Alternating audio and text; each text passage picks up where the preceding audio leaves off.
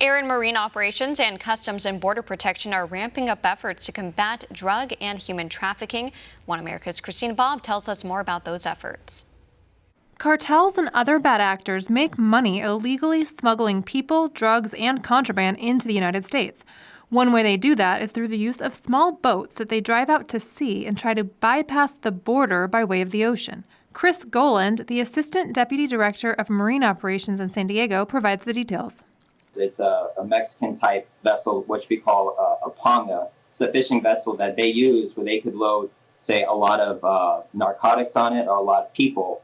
And it's just a great platform for these smugglers to transport their product, again, whether it's narcotics or humans, to smuggle. So they get upwards of 25 people on this boat or upwards of 3,000 pounds of some type of narcotic. And these smugglers don't have any regard to the life and the safety of these people. And oftentimes through night, high speeds, and then they'll bring the boat to shore. Dangerous conditions and people stuffed into a vessel for days, possibly without food or water.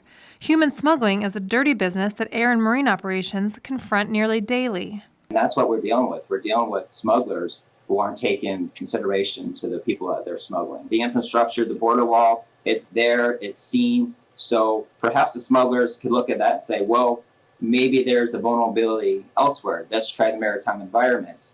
And with that, so they, it's the perception that they could perhaps get through by the maritime environment because they can't get by the wall. The wall has helped funnel smugglers to more predictable locations, resulting in higher apprehensions. What we call here in San Diego the regional coordinating mechanism. It's just all these law enforcement agencies that work together in a friendly environment to have a huge coverage up our coast. So all these factors together, working together, is likely a result of why we're having so many apprehensions and incidents, probably because we're catching more than we used to. What we're really worried about is the humanitarian aspect of it, based on they're on a boat with no safety equipment, no lights, fire extinguishers, food, water. Air and Marine Operations set record numbers of apprehensions in fiscal year 2020. More apprehensions means more rescues as smugglers endanger the lives of those paying for passage to the United States. And it's a lucrative business with high profits, with low overhead. They could get upwards of $10,000 per person. So let's say they have 20 people on a boat that costs them maybe upwards of $1,000.